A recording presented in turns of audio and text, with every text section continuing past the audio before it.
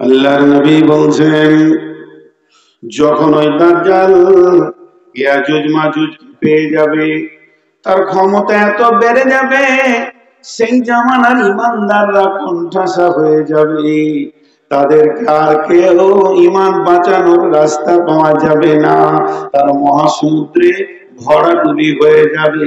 এই জন্য আমার আল্লাহ একটা নিয়ামত পাঠাবেন, তখন অনুযোগ ঈসা ইবনে মারইয়াম, তখন একটা নবীকে পাঠানো হবে, সেটা ঈসা আলাইহিস সালাম পৃথিবীর বুকে আসবে।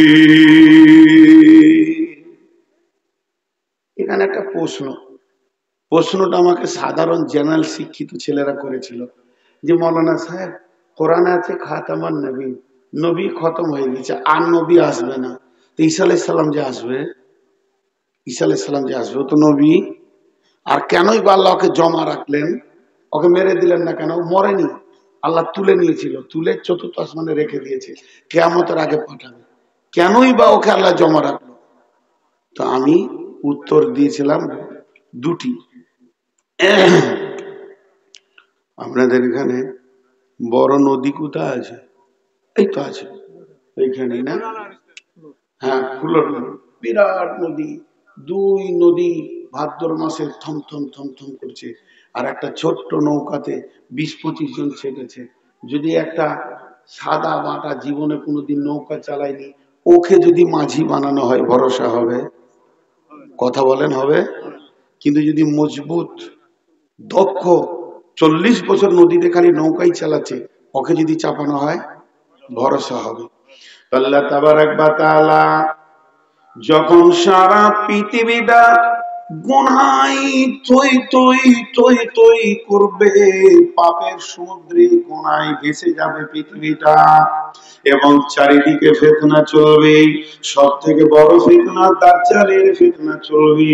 এই রকম সময়ে সেই জামানায় যত মানুষ থাকবে, তাদের ইমানের নৌকাটা খালি ডুববো ডুববো হবে। তাই আমার আল্লাহ নবীওয়ালা ব্রেন, নবীওয়ালা ট্রেনিং একটা মানুষকে রেখেছেন, ঈসা আলাইহিস সালাম, তিনাকে পাঠানো হবে, যে বলা হবে, যাও এবার আখিরি উম্মতদেরকে নিয়ে তুমি ভরা নদী, পাপের নদী পার করে তাদেরকে জান্নাতের মানে কিনারায় পৌঁছাও। এই জন্য তিনি ওই নবীকে আল্লাহ রেখে দিয়েছেন, তিনি আসবেন। তাহলে শেষ নবীকে কেন পাঠালো না? উনি তো মারা গেছেন, উনি যেদিন উঠবেন তো কিয়ামত চালু হয়ে যাবে, হিসাব নিকাশ চালু হবে। এর জন্য নবীর ট্রেনিং প্রাপ্ত, নবীওয়ালা ঈমান, নবীওয়ালা প্রেম একজন নবীকে আল্লাহ জমা রেখেছেন, ওই দাজ্জালের ফিতনার সময় তাকে দিয়ে ঈমানদারদের কান্ডারি মাঝি বানাবে। আর তখন ইমাম মেহেদী ওর সঙ্গে সঙ্গ দেবে, ইমাম মেহেদী ওর সঙ্গে দাঁড়াবে, সমস্ত ঈমানদাররা ওই ছায় পৌঁছাবে। এদিকে দাজ্জালের হাঙ্কার হামলা, সেই সাথে পেয়েছে সৈন্য ইয়াজুজ আর মাজুজের দলকে। দাজ্জালের অহংকার দেখে কি এরা তখন আর সামলাতে পারবে না, এদের এত বেশি অত্যাচার শুরু হয়ে যাবে বন্ধুরে, তখন সামলা বড় মুশকিল হবে। ওই অবস্থায় কি হবে? ওই অবস্থাটা এমন ঘটনা ঘটবে, হযরতে ঈসা আলাইহিস সালাম দোয়া করবেন এবং ইমাম মেহেদী আমিন বলবেন, আর সমস্ত ঈমানদাররা কাঁদবেন। দোয়াতে কি হবে? এই আল্লাহ, আমরা ঈমান বাঁচাতে বড় কষ্ট পেয়েছি, ইয়াজুজ মাজুজের দল আর দাজ্জালের দলের কাছে আমরা যেন হার মেনে ফেলছি। ও দয়াল মাবুদ গো, তুমি আমাদের ঈমান বাঁচানোর ব্যবস্থা করে দাও। এমন সময় আমার রব তাদেরকে একটা অসুখ দেবেন। তাদের অসুখটা কি? একটা করে ঘা হবে, জ্বর নয়, ব্যথা নয়। ঘাটা কোথায় হবে তাও বলে দিয়েছি, এই যে ঘাড়ের শিরদাঁড়া হাড়, এই হাড়ের এখানে একটা মোটা মতন হাড় উঠে আছে, দেখবেন ওই জায়গায় ঘাটা হবে। আর ওই ঘাটা এত বিষাক্ত হবে বন্ধুরে, সেই বিষাক্ত ঘাটা এত যাতনা হবে, সেই জামানায় পৃথিবীতে কোনো মেডিসিন পাওয়া যাবে না, কোনো ওষুধ পাওয়া যাবে না। একই ঘায়ে ইয়াজুজ মাজুজের দল সমস্ত মারা যাবে। আর দাজ্জালকে কাটবে ইমাম মেহেদীর দল।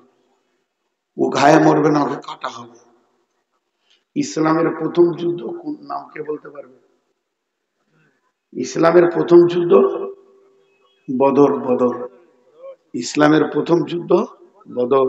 আর ইসলামের শেষ যুদ্ধ দাজ্জাল মরবে তবেই শেষ হবে, তাছাড়া চলবে যুদ্ধ।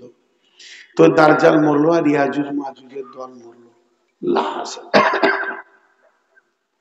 যেদিকে তাকাইছি খালি লাশ আর লাশ, আর কিছু দেখা যাচ্ছে না। মাঠে ঘাটে রাস্তায় পুকুরে পারে স্টেশনে প্ল্যাটফর্মে লাশ আর লাশ।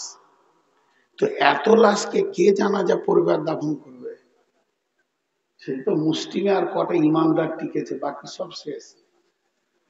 আবার দ্বিতীয়বার দোয়া করবে, রব্বুল আলামিন আহকামুল হাকিমিন, এতগুলো লাশের ব্যবস্থা আমরা নিতে পারছি না, আপনি আপনার কুদরতি ক্ষমতাতে ব্যবস্থা নেন।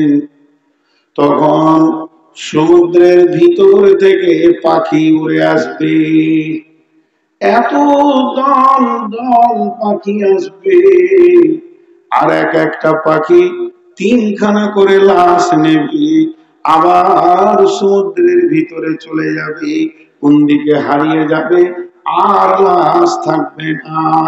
যখন আর লাশ থাকবে না, তখন মুষলধারে বৃষ্টি শুরু হবে। বৃষ্টিটা একদিন দুদিন নয়, 40 দিন পর্যন্ত বৃষ্টিটা চলবে। চলতে চলতে সমস্ত বিশ্বটা ধুয়ে মুছে পরিষ্কার হয়ে যাবে। তখন আর ইমানদার ছাড়া বেঈমান কেউ থাকবে না। তাহলে কয়টা হলো?